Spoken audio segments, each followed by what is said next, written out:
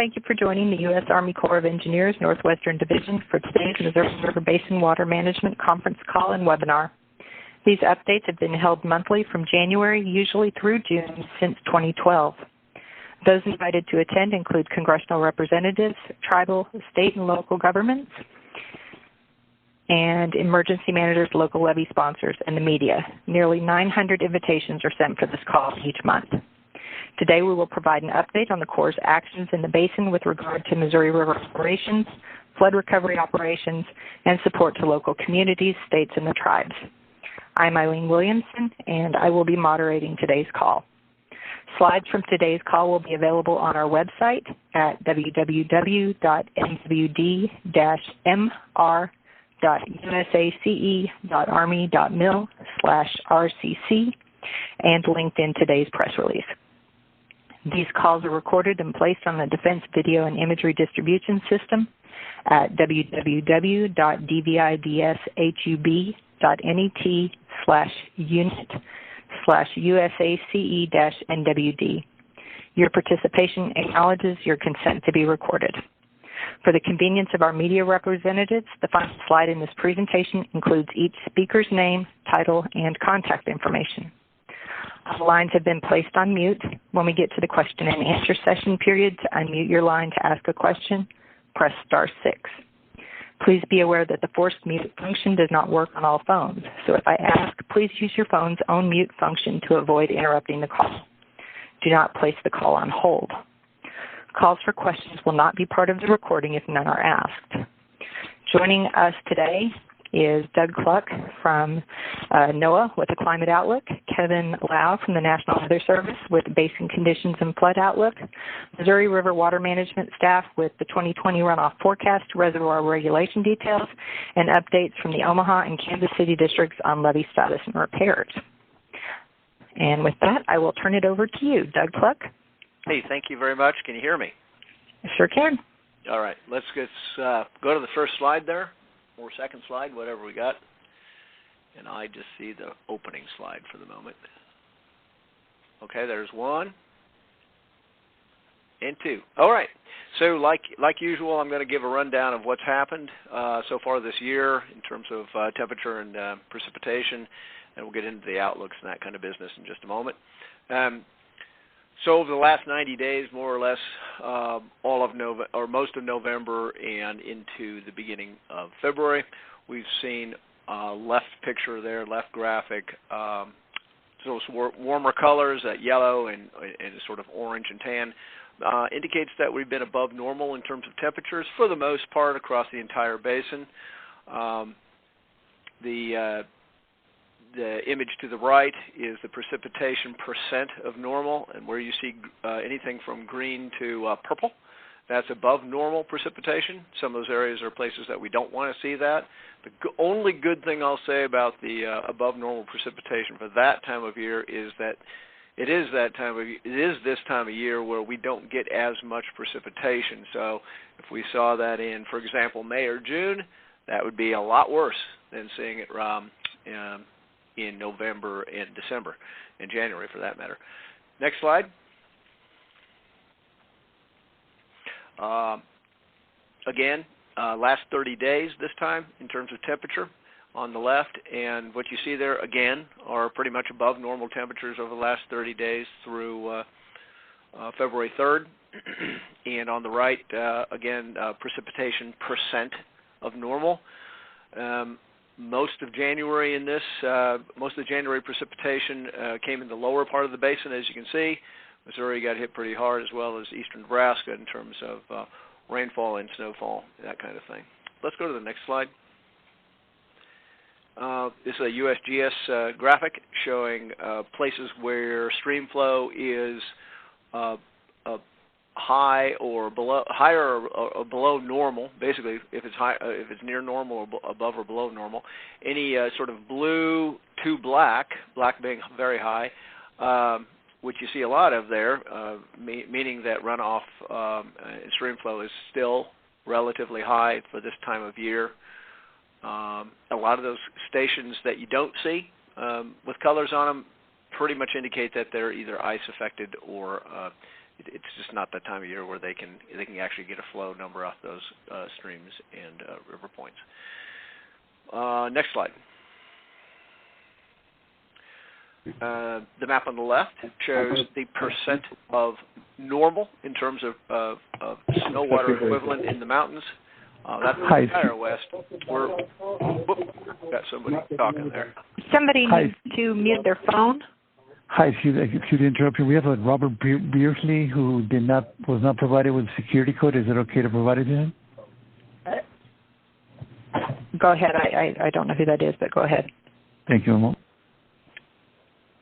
Okay, so there's the snow water equivalent numbers as of February 4th for the western U.S. That sort of elliptical area is where the Missouri Basin headwaters generally are, and you can see greens there, which are near normal, and some light blues, which are slightly above normal. For the most part, I think most people are saying we're pretty close to normal, maybe slightly above in a few of the basins in some of those places. And the little map to the right, just to give you some idea of how things have changed since the beginning of the year, those are the percentages from the beginning of the year. So we've not really changed too much, maybe weighted up slightly, but really not much change. Next slide. There's the plains snowpack, actually indicating how much water is on the ground. If you melt all the snow all the way down to the surface, that's how much water you would get, and the various colors there show that we have somewhere between 2 to 4 inches in the eastern Dakotas. Part of that is in the Missouri Basin. And if you go to the next slide, there's a comparison to normal in terms of snow depth, not so much snow water equivalent, but they're similar enough to show you that where you see those yellow areas, gray to yellow, actually yellow, it's below normal slightly, and where it's blue, light blue and all those shades of blue, it's above normal in terms of snow depth. Okay? So let's move on. That's the total precipitation for the next 7 days. As you can see there, there's an indication of some precipitation across the upper Missouri Basin through that time. A lot more, obviously, to the south and east. Really, most of that's outside. The really heavy stuff, I guess I'd say, is mostly outside the Missouri Basin. We certainly wouldn't want to see that coming up here. But generally some lighter amounts up to a half to a quarter, 3/4 of an inch, maybe with a storm or two that come through over that period through the 12th of February. Next slide. Here's looking at the period from the 13th through the 19th. In other words, not this next 7 days, but the 7 days after that. Temperature probabilities on the left. Those are pretty strong temperature probabilities from the Climate Prediction Center over there, saying well below normal. And I won't say record because I can't remember if that's what they said or not, but darn cold in the western U.S., and of course that's the upper Missouri Basin, and really almost the entire basin through that period has a higher than normal probability of being below normal. The image on the lower right is the probability of precipitation above normal, and we're seeing that that there is a probability of there is a positive result in terms of precipitation being above normal. So it's more likely to be above normal during that 7-day period. Let's go to the next slide. This is a hazards outlook. So when we see, I'll just say, very, very cold temperatures or very warm or whatever, we indicate them on this thing. And so there's a pretty good probability, because I just showed you, of well below normal temperatures for that area within the blue polygon, I guess you could say there, really focusing on the 13th through the 17th of February. There's also heavy precipitation, but that's well off to the east and south. And then go to the next slide. Yeah, And so this one is showing there's a slight tendency for heavy snow over that area. We don't put the slights in the hazard outlooks when there's only a slight probability above normal. So I'm showing it on a different map to show you that heavy snowfall is slightly more favored for that portion of South Dakota and portions of other states around it. All right, let's go to the next slide. Yeah, February. This is the February outlook. Again, blue colors indicate a probability of below normal temperatures on the left. It's pretty much all there is to say about that, and that doesn't surprise us with the cold air coming down next week. And then as far as precipitation, this is the outlook for precipitation. Obviously, the lower part of the basin looks like there's a below target there and an above normal precipitation likelihood over the upper basin during this period, during the month of February. Next slide. And continuing that progress here, February through April of 2020, there are some indications of below normal temperatures, mostly to the northern part of the country. I guess you could say the upper part of the basin, and also better chances of above normal precipitation for that same area for the most part, and concerning the Missouri Basin anyway. So that's the precipitation and temperature outlook through April. And then the next slide. A drought update. I'm not going to dwell on this. There's not much to say. Not a lot of drought out there. Not a major concern at the moment. Next slide. Just a summation here. El Nino is still in neutral mode, neutral gear, we could say. So we're not having El Nino or La Nina conditions at the moment, and neither is supposed to manifest, at least through the spring. Plain snowpack is mostly in the eastern Dakotas for the most part. We've already indicated how much the water that is. Mountain snowpacks around average. Temperatures look to be a little cooler than normal, or chances for cooler than normal temperatures February through April are more likely to the north. Precipitation chances are towards above normal also in the upper basin, February through April. And in the short term, very short term, colder than normal, especially in the upper basin, and above normal precipitation through about mid-February at least. And I believe that's all I have other than the advertisement at the bottom of that page. All right, thanks, Doug. And we'll go over to you, Kevin. Okay, you're live. Okay. Hello, Eileen. Can you hear me okay? Got you just fine. Thank you. Okay. All righty. Well, on behalf of NOAA, again, Doug and I thank the Corps of Engineers for inviting us to be on these calls. So, as Doug already said, snowpack conditions in the mountains can generally be described as about normal for this time of year. By this point in time, we normally have accumulated about 60% of the seasonal peak snow water equivalent in the mountains. And so there's still time left for things to change. The February water supply forecast developed by the National Weather Service was issued just a couple of days ago by our office, and it projects a near average runoff volume for the 2020 season for the mountainous west. The Milk River Basin is projected to have a much below average runoff year, and the Yellowstone is expected to have a slightly above average runoff year, but on the whole, the mountainous portion of the Missouri Basin is projected to have a near average runoff volume for 2020. Moving on to the plains, as Doug pointed out, the only appreciable plain snowpack in the Missouri Basin is found in the eastern Dakotas. Amounts are generally 2 to 3+ inches of snow water equivalent, and this is concerning.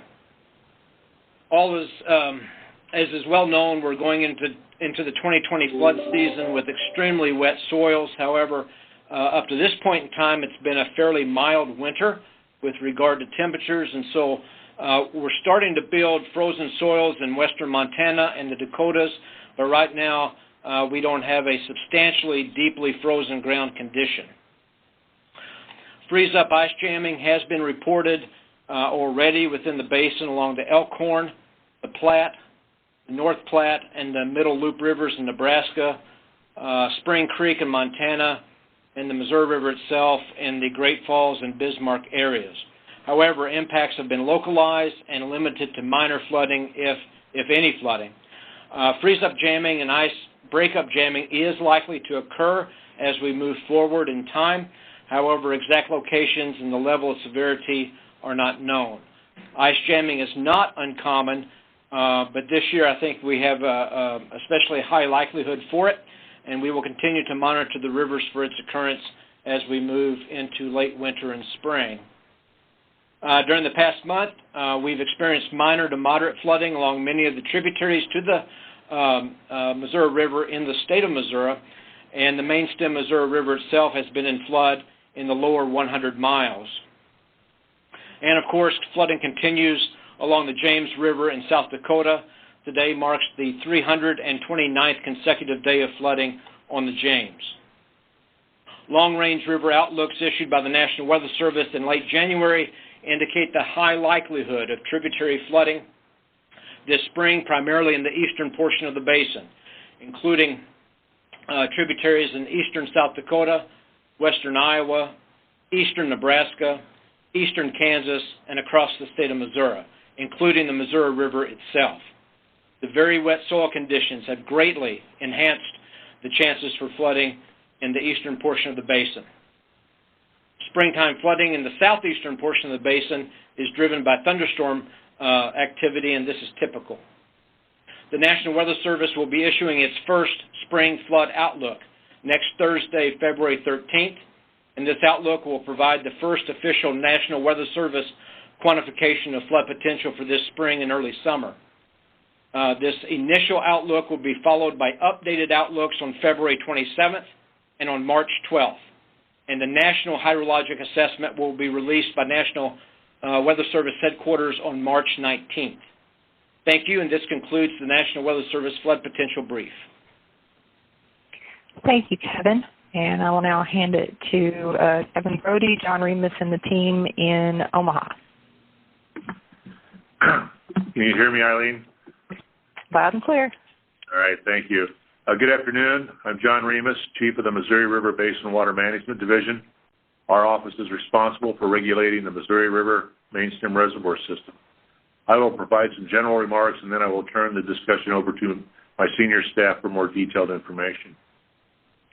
As we begin a new year, I want to assure everyone in the basin that the Corps remains fully committed to our flood risk reduction mission, protecting stakeholders when we can from significant runoff events that pose a threat to human health and safety. Floods can and will occur regardless of basin or system conditions, including ice-induced flooding during the winter freeze-in and spring breakup periods, just as Kevin Lau just mentioned, as well as flooding due to thunderstorms, particularly along the lower Missouri River, which cannot be mitigated by the operation of the mainstem reservoirs. Further, it is important to understand that the volume, timing, and location at which runoff enters the system significantly impacts the timing and amount of releases. Each runoff season or flood event is unique. Care should be taken when comparing one event to another. In 2019, a near-record upper basin runoff made managing the runoff in the Missouri River Basin very challenging. People throughout the basin have been and continue to be directly impacted, some severely impacted.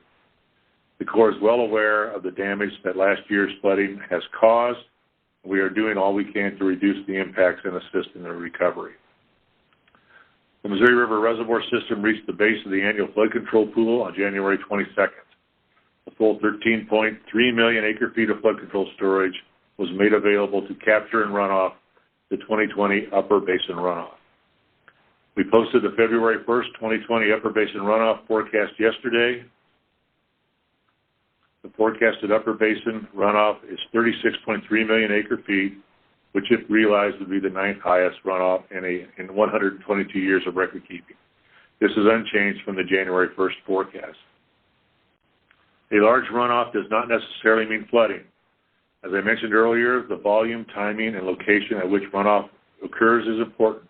However, there is an increased potential for high flows and higher than average releases, and people need to be aware of this. We will continue to monitor the basin conditions and will remain aggressive in our releases to the extent practical. Earlier this week, we increased system releases as part of our attempt to maintain as much flood control storage for as long as we can through the winter and into the spring. This action is intended to decrease flood risk. As the spring and summer runoff begins, we may have to make several release changes from all of our projects. Ideally, we would be able to provide some advance notice of these changes through this meeting, press releases, social media posts, and so on. However, this may not be possible in all cases. Therefore, I encourage all interested parties to be proactive and check the Missouri River Basin Water Management and the National Weather Service websites on a daily basis for the most up-to-date information on system conditions and forecasted river stage. That concludes my remarks. Thank you very much. I will turn the discussion over to Kevin Grody. Thank you, John. We can move to slide 19 now. So the 2020 calendar year runoff forecast for the upper Missouri Basin, which is above Sioux City, Iowa, as John mentioned, is 36.3 million acre-feet, and that's 141% of average. And also, as he mentioned, if realized, this would be the 9th highest runoff in 122 years of record. So moving to slide 20. The January 2020 runoff was 1.4 million acre-feet, which is nearly 2 times average. This is continuing the high runoff trend from 2019. January runoff was above average in all reaches, especially in the South Dakota reaches. Slide 21. As Doug Cluck mentioned, the soil moisture conditions are very wet in a majority of the upper basin, ranking in the 99th percentile in many areas of the upper basin, particularly in Montana and in the western Dakotas. Generally, when soil moisture is high during the winter, the potential for high March-April runoff is much higher. Next slide. So on slide 22, we see another depiction of the plain snowpack. Doug Cluck already showed this. It's just slightly different resolution as well as the legend colors, but they're basically showing the same thing. Plain snowpack is a mixed bag in the upper Missouri River Basin. There's little to no plains snow in much of the upper basin, Montana, Wyoming, Nebraska, and the western portions of the Dakotas. However, where we do have plains snow, particularly in the central and eastern South Dakota and North Dakota, it is significant.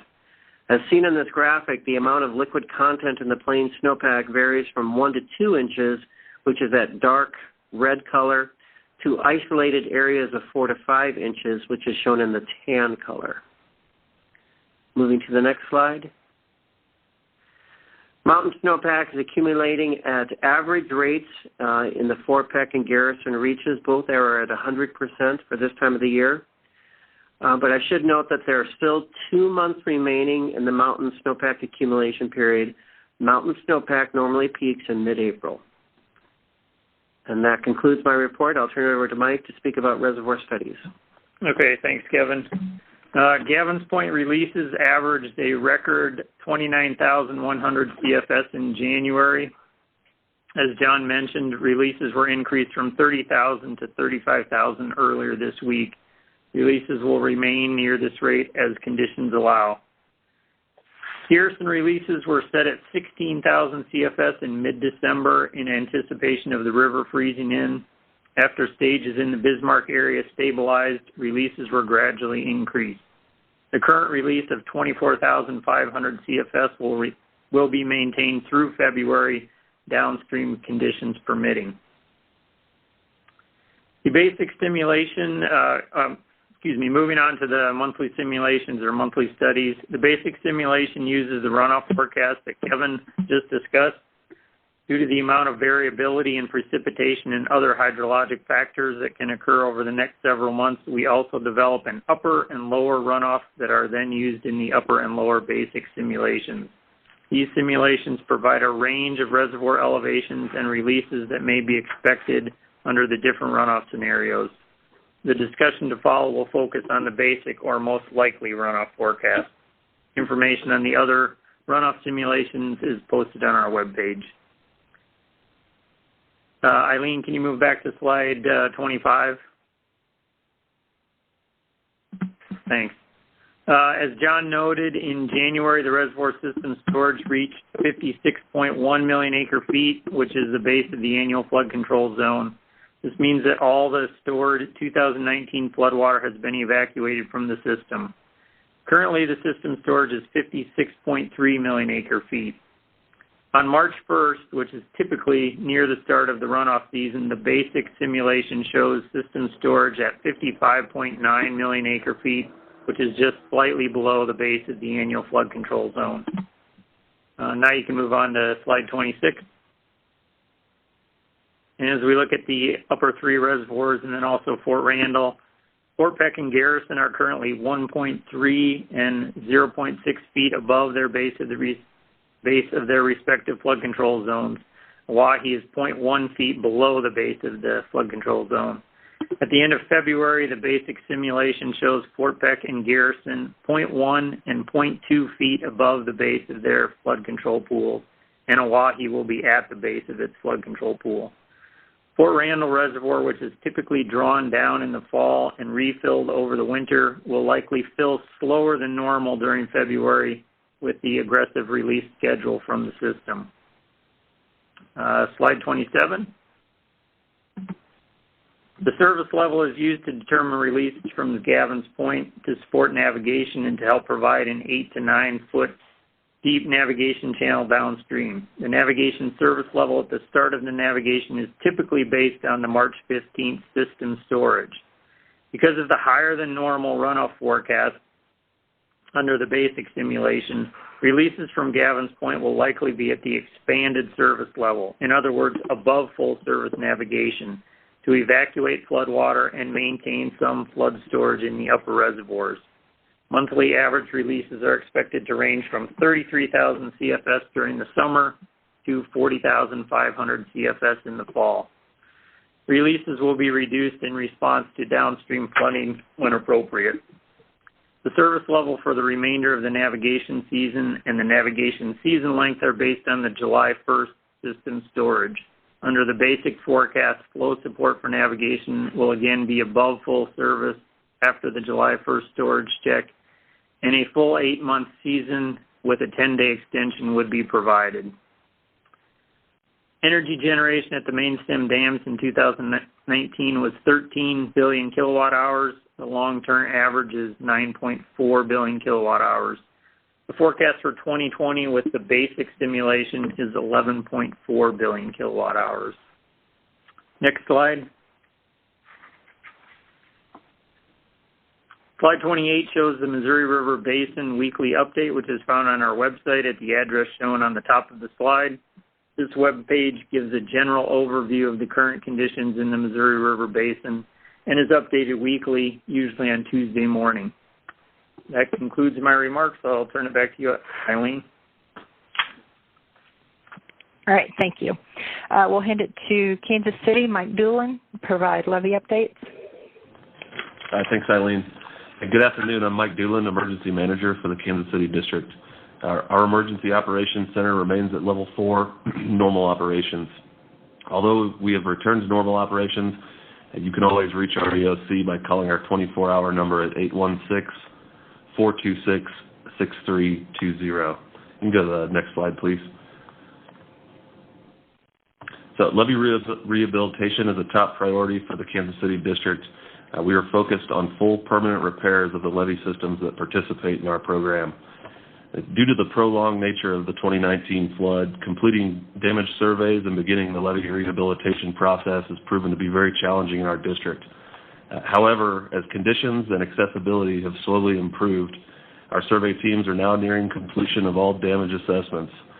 Survey teams should be wrapping up work in Holt County, Missouri this week, and damage surveys will conclude in Ray and Carroll County, Missouri shortly after that. To date, we have received 118 requests for levee rehabilitation assistance throughout Kansas and Missouri. This will result in approximately 70 levee rehabilitation projects after bundling multiple requests and in some cases combining contracts.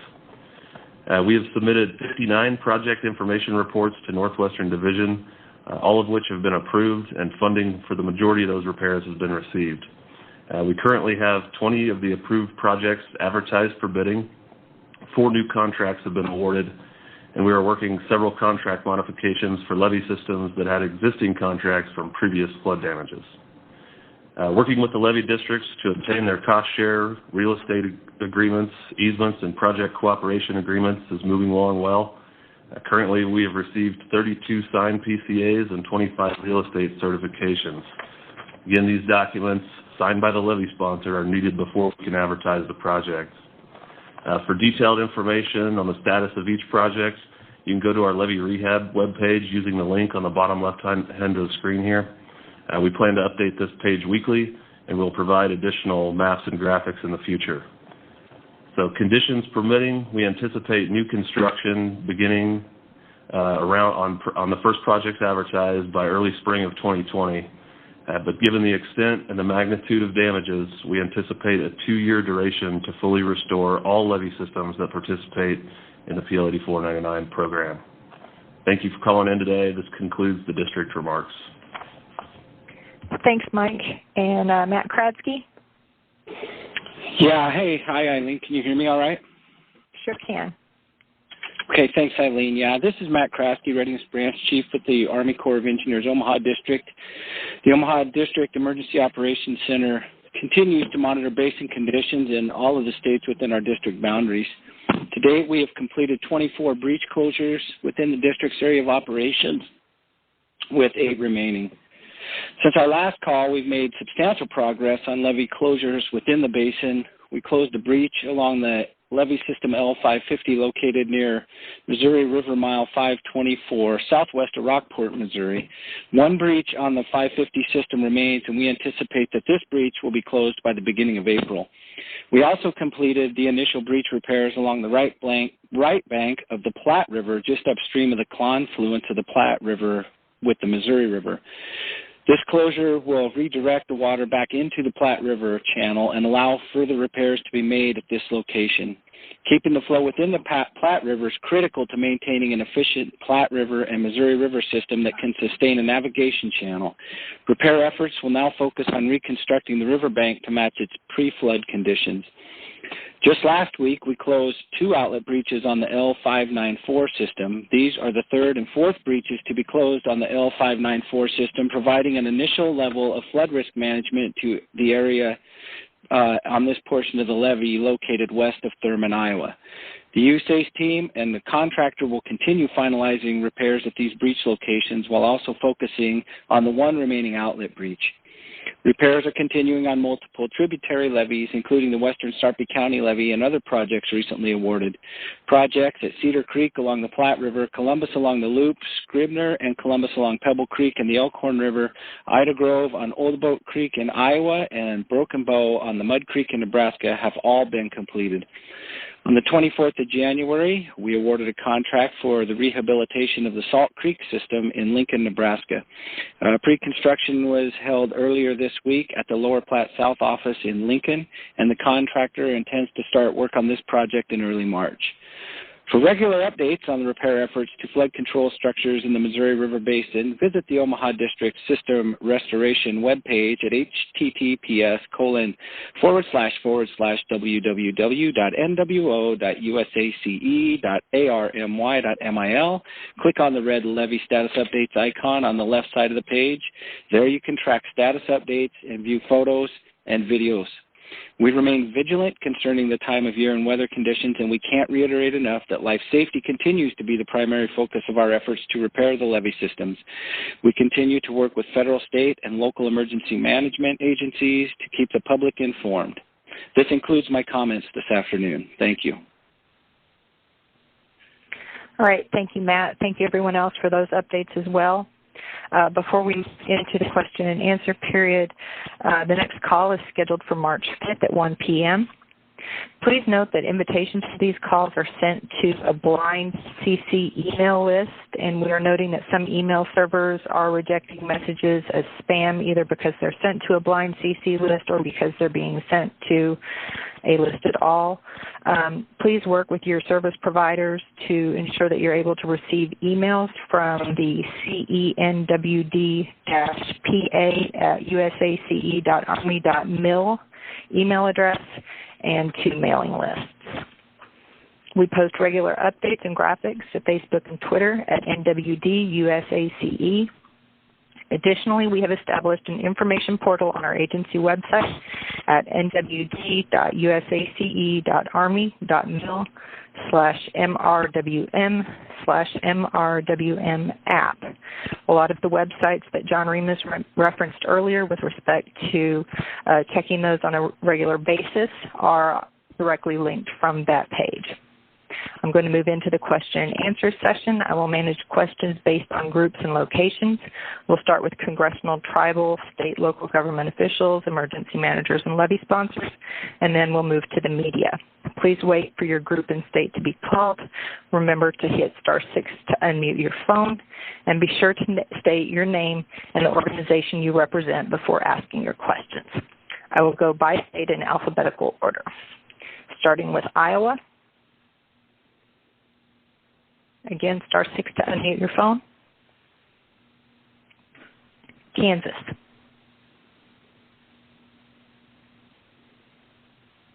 Missouri. Montana. Nebraska. North Dakota. South Dakota. Wyoming.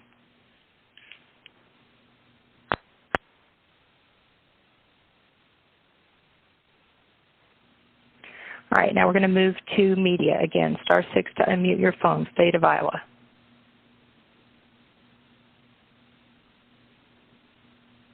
Hi, this is Nick Hittrick at the Sioux City Journal. Hi, Nick. Hi. Question for probably someone from the Corps. You mentioned the aggressive release schedule that you're pursuing right now. With the Gavins Point increases to 35,000 this week, is that part of that, or is that to address the above-average runoff for January? And then second part of that question, this aggressive release schedule, is that in response to comments you had from folks at the various meetings this fall who wanted to see more water evacuated ahead of time in the spring to make room for runoff in the spring and summer? This is John Remus. The increase or the aggressive release pattern is in response to basically the higher than normal runoff forecast for the upper basin, as well as recognizing that we have levee systems in the lower river, particularly below Omaha, that are still damaged, not repaired. And we want to give ourselves the greatest amount of flexibility to react to events either in the lower or the upper basin to give us the greatest amount of flexibility there. We got a lot of comments throughout all of last year, not just in the public meetings, to either run more out and make more space. We also got probably an equal number of comments from the basin, shut the water off and carry it over. So this is not in response to any particular comment. We do hear those comments. We do take those comments and evaluate those, but this is really just to provide us the greatest amount of flood risk management that we can get out of the system. Okay, thank you. Thanks, Nick. Any other questions? Media, state of Iowa. Again, *6. All right, moving to state of Kansas.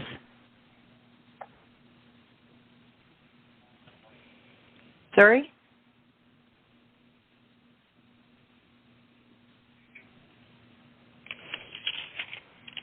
All right, Montana.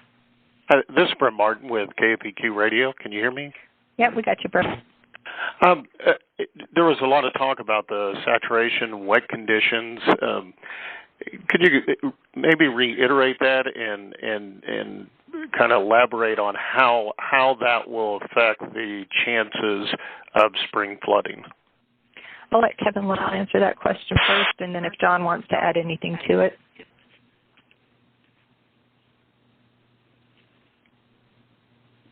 Okay, can you hear me okay? Yep. Yeah, okay. So, this is Kevin Lau with the National Weather Service. So, almost the entire Missouri River Basin has an above normal soil moisture condition. In the Dakotas, we're in the 99th percentile according to one estimate, meaning that I think over the past 50 years, I believe, this is in the top 1% of the 50 years as, with regard to how wet it is. So we're very wet. Basically what that does is it gives us a much higher runoff efficiency for any snow melt or any new rainfall event. What falls on the ground, more of it's going to run off. So that definitely gives us a higher risk for flooding. And it keeps the base flow up too. Does that answer your question? Kevin, can you provide a little bit more clarity on what you mean when you say the base flow level? Well, it just keeps the base flow is the water that's in the channel itself. So because the soil is wet, that the channel flow is maintained. It doesn't recess. It doesn't go down. It's continually being fed by the banks. All right. Thank you. John Remus, did you want to add anything? No, I don't think so. Just the analogy I use is a sponge, a wet sponge and a dry sponge. And right now the sponge is pretty wet in the upper basin, so you're not going to be able to get any water to soak in. So as Kevin said, it provides a much higher potential for runoff from a given amount of precipitation. This is Doug also from NOAA, and the only thing I'll add to that is we also call that memory in the system. So there's quite a bit of memory in the soil system, and it takes a while for that to work its way out. So it's going to stay high for a while. All right. Thank you, Doug. Does that answer your question, Brett?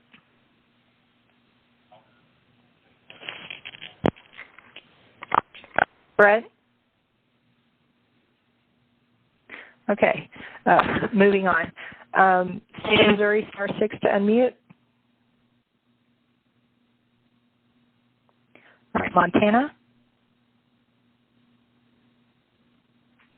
Nebraska? This is Nancy. Are you there? Am I here? We got you. Yeah. Hey, Kevin Lau said earlier that there's a higher risk of ice jam flooding this spring. With the mild winter, why is there a higher risk of ice jam flooding? Okay, so that's a good question. It's simply because what I'm basing it on is the fact that the rivers are running higher than normal.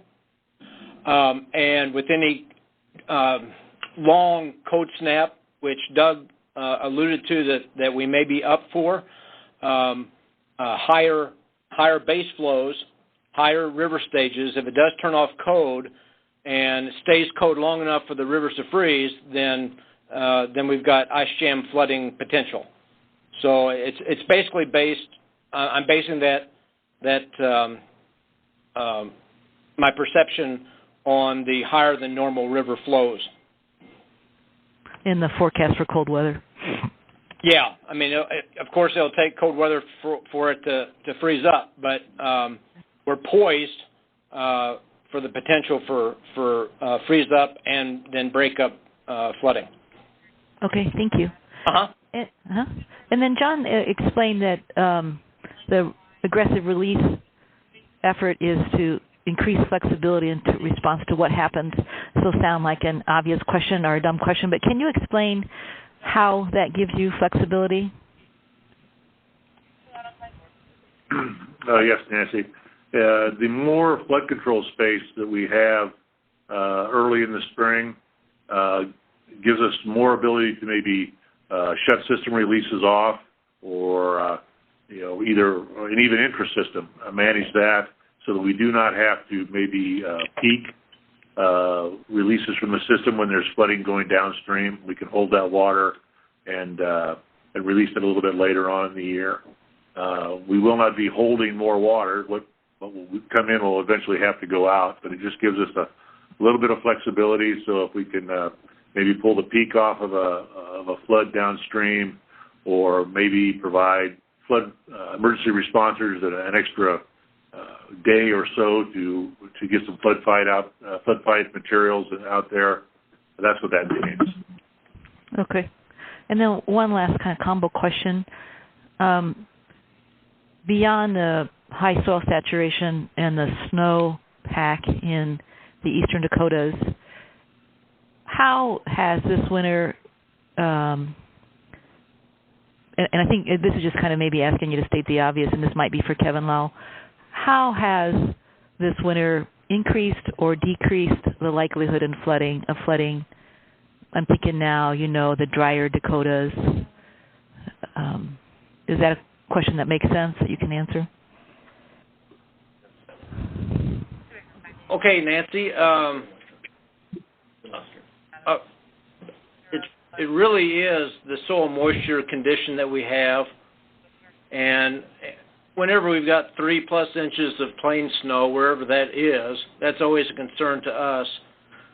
So really, it is the factors that you've already put out there, that it is the soil moisture condition and the plain snow.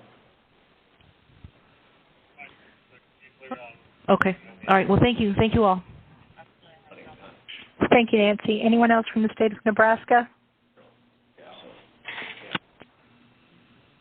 Okay. North Dakota?